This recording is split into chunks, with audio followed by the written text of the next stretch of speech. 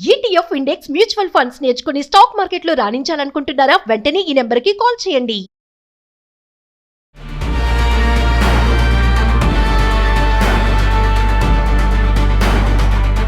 నమస్తే, welcome back to Suman TV. Present మనతో పాటు ఉన్నారు TEDx speaker, legendary award winner in real estate, realtor oxygen and founder doctor Nandi Rameshwar Rao. నమస్తే sir. Sir, చాలా మంది ఇల్లు కొనాలి అన్నప్పుడు బడ్జెట్ వేసుకుంటారు.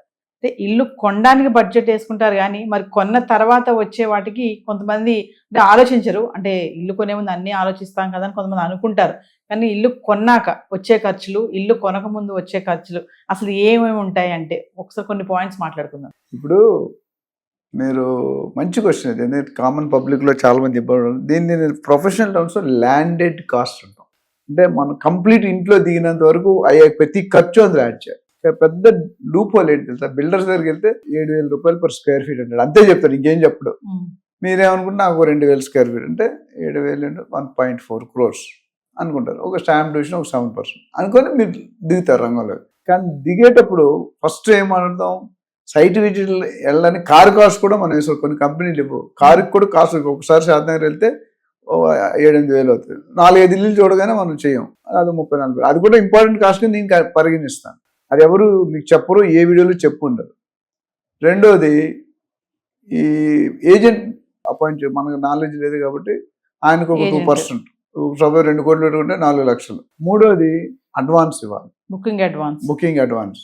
తర్వాత బ్యాంక్ లోన్ తీసుకుని ప్రాసెసింగ్ ఛార్జెస్ ఉంటాయి. లీగల్ ఒపీనియన్ 10-20 వేలు ఉంటుంది. డౌన్ పేమెంట్ ఉంటుంది. ఈసీ తీసుకోవాలి, లింక్ డాక్యుమెంట్స్ తీసుకోవాలి. తర్వాత నాలా కన్వర్షన్ చెక్ చేసుకోవాలి. కొన్ని బిల్డర్ ఇస్తారు, బట్ బిల్డర్ ఇచ్చింది నమ్మకుండా మనంతలో మనం ఎస్పెషల్లీ ఈసీ లీగల్ ఒపీనియన్ అనేది కంపల్సరీ అన్నమాట. ఎందుకంటే అది కూడా కాస్ట్ పెడితే వస్తుంది. ఫ్రీ సర్వేయింగ్, ల్యాండ్ అయితే సర్వేయింగ్, వాల్యుయేషన్, టెక్నికల్ వాల్యుయేషన్ అంటే కన్స్ట్రక్షన్ క్వాలిటీ, అట్లా కమర్షియల్ వాల్యుయేషన్, రేట్ ఎంత ఉంది, మార్కెట్ రేట్ అప్లై చేసుకోవాలి, ఈసీ అన్నిటి కూడా డబ్బులు. ఇవన్నీ ముందు ఖర్చులు. మనకి ఇల్లు రాకుండా, ఇల్లు ఏమి రాదు, ఇల్లు రావడానికి ఇవన్నీ. సో ఇల్లు కొనేసారు. ప్రోగ్రెసివ్ పేమెంట్ అంటే ఈఎంఐస్ ఎంత ఉంది, లేదా బ్యాలెన్స్ అమౌంట్ ఎంత, అది ఇంపార్టెంట్. దీని తర్వాత రిజిస్ట్రేషన్ ఛార్జెస్ అక్కడ వేసుకుంటే ఇక్కడ అయిన తర్వాత ఇల్లు కొనుక్కునేటప్పుడు వస్తుంది మీ ఓనర్షిప్ మారినప్పుడు. దాని తర్వాత ఇంటీరియర్స్, కొన్నాక వచ్చే ఖర్చులు, ఇంటీరియర్స్.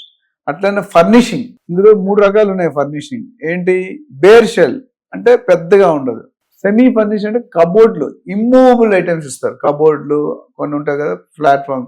ఫుల్లీ ఫర్నిష్ అంటే టోటల్ ఫర్నిష్, మీరు పెట్టుతో రావాలి. ప్లగ్ అండ్ ప్లే అంటావు కమర్షియల్లో. ప్లగ్ అండ్ ప్లే అంటే ప్లగ్ పెట్టి కంప్యూటర్ వాడుకో, మిగతా అన్ని బట్టలు తెచ్చుకుని అన్నీ ఉంటాయి అక్కడ.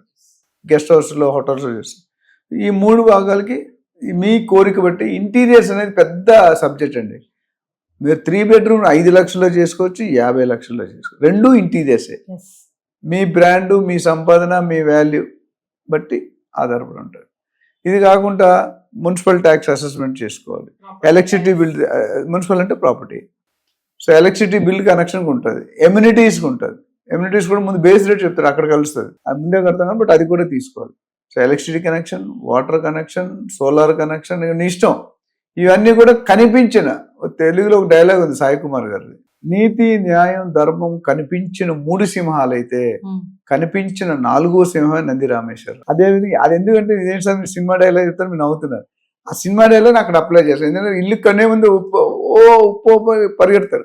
తర్వాత ఈ లెక్కేసుకోలేదే, బ్యాంక్ ఇంట్రెస్ట్ రేట్స్ వేసుకోలేదే. మీరు 50 లక్షలు లోన్ తీసుకుంటే మీరు కట్టేటప్పుడు 1,50 లక్షలు అయిపోద్ది. అది కనిపించిన ఖర్చు. అంటే మన బడ్జెట్ 50 లక్షలు పెట్టుకున్నాం అనుకోండి సార్, ఖచ్చితంగా అది దాటేస్తుంది అంటారా అయ్యేటప్పటికి? 25-30 సంవత్సరాలు లోన్ తీసుకుంటే 3 times అయిపోతుంది. ఇంకా మోస్ట్ ఇంపార్టెంట్, మన ఇల్లు కట్టుకుని అందరూ డబ్బా కట్టుకోవాలి కాబట్టి గృహప్రవేశం, హౌస్ వార్మింగ్ చేస్తే బాగున్నది. మరి దానికి ఇచ్చే గిఫ్ట్, రిటర్న్ గిఫ్ట్, ఇది కూడా మళ్ళీ ఖర్చే. మెనూలో ఎన్ని పెట్టాలి మనం ప్లాన్? మెనే పెట్టదలా కొడుకు కోడలు హై ప్రైవేట్ నో కనీసం 100 items ఉండాలి. కనీసం మీరు వెళ్ళండి, పెద్ద పెళ్లికి వెళ్ళండి. సో ఇవన్నీ కనిపించవు. ఇవన్నీ చేసి ఎవరైనా పెళ్లి చేసినోడు, ఇల్లు కట్టినోడు లాస్ట్కి చివరికి అప్పులతో మిగులుతాడు. ఇదే కారణం. సో మనకున్న దాంట్లో అప్పుడప్పుడు కొన్ని కమ్యూనిటీలు ఉంగరాలు పెట్టి దండేసుకుని పెళ్లి అయిపోయిందంట. Best way. ఎందుకంటే ఈ ఫుడ్కి ఖర్చు పెట్టడం అనేది మన స్తోమత.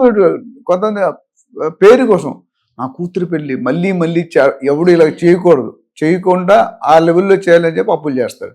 అప్పులు కట్టడానికి లైఫ్ అయిపోతుంది. ఇంకా మీరు చెప్పాలంటే ఇల్లు కట్టిన తర్వాత కూడా దాని మెయింటెనెన్స్, ఏసీలు పెట్టుకుంటారు ఫ్యాషన్, స్విమ్మింగ్ పూల్ తెచ్చుకుంటారు వాటర్, సో లైటింగ్ 3 లైట్లు 30 లైట్లు పెడతారు, ఫాల్స్ సీలింగ్.